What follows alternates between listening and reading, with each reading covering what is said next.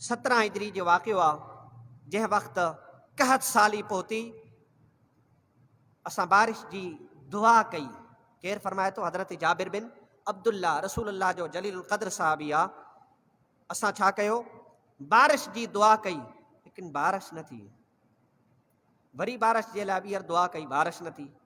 वरी बारिश जे लाइ दुआ कई, बारिश न थी। हज़रत सैयदना उमर बिन ख़त्ताब रज़ी अल्लाह ताला अन्हु फरमायो,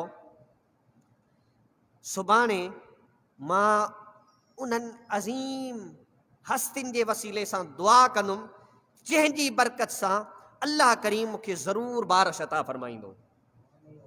अक़ीदो ॾिसो, यकीन ॾिसो। फरमायो, सुभाणे मां उन्हनि अज़ीम ज़ात जो वसीलो वठी करे अल्लाह जी बारगाह में अर्ज़ कंदुमि, दुआ घुरंदुमि त मूंखे यकीनन ख़ालिक़ काइनात बारिश अता फरमाईंदो।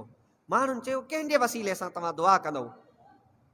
पाण फरमायो, मौला अली, मौला हसन ऐं मौला हुसैन जे वसीले सां। जॾहिं सुबह थी, सैयदना फारूक आदम रज़ी अल्लाह ताला अन्हु सैयदना अब्बास रज़ी अल्लाह ताला अन्हु जे दरवाज़े ते पहुता ऐं दरवाज़ो वॼायो। हज़रत सैयदना अब्बास बिन अब्दुल मुत्तलिब फरमायो, केरु? फरमायो, फारूक आज़म आयो आहे। अल्लाह अकबर। वक़्त जो हाकिम आहे, वक़्त जो वॾो हाकिम आहे।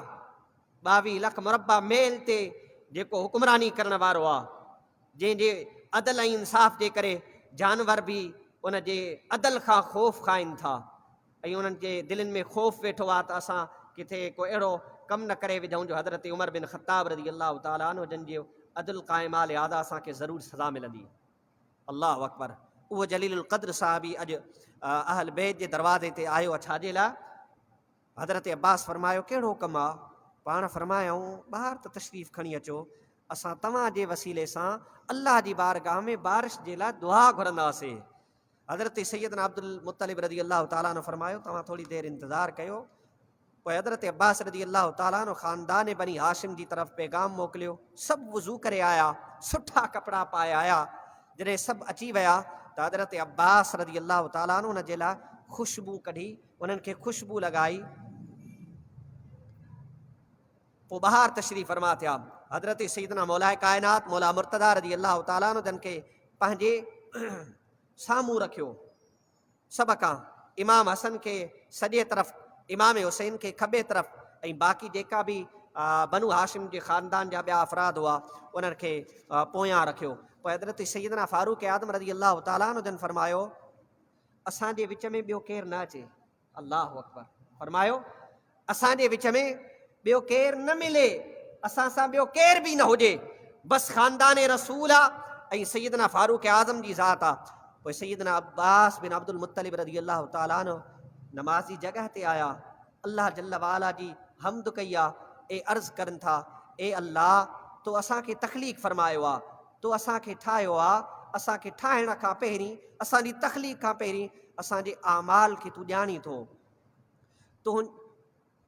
तोखे असांजे बारे में इल्म आहे ऐं तोखे इहा बि ख़बर आहे त तूं असांखे रिज़्क़ ॾियण वारो आहे ऐं तूं रिज़्क़ ॾियण खां कॾहिं मना बि न कंदे।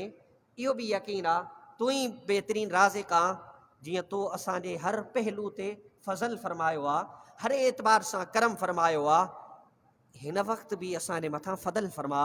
हज़रत जाबिर रज़ी अल्लाह ताला अन्हु फरमाइनि था, उते अञा वेठा ई हुयासीं, अञा मस दुआ घुरीसीं त बादल पूरे आसमान ते अची विया।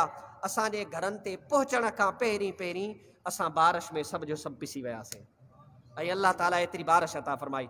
हीउ मंज़र ॾिसी करे हज़रत सैयदना अब्दुल अब्बास बिन अब्दुल मुत्तलिब फरमायो, ऐं उहो हिकिड़ो दफ़ो न फरमायो बल्कि 5 मरतबा पाण फरमायो, मां मस्की, यानी जंहिंजी दुआ सां पाणी अता कयो वेंदो, फरमायो मां मस्की, मां इब्ने मस्की, मां मस्की इब्ने मस्की, मां मस्की इब्ने मस्की आहियां, मां मस्की इब्ने मस्की आहियां, मां मस्की इब्ने मस्की आहियां, यानी जंहिंजी दुआ सां अल्लाह रब्बुल आलमीन पाणी अता फरमाईंदो आहे।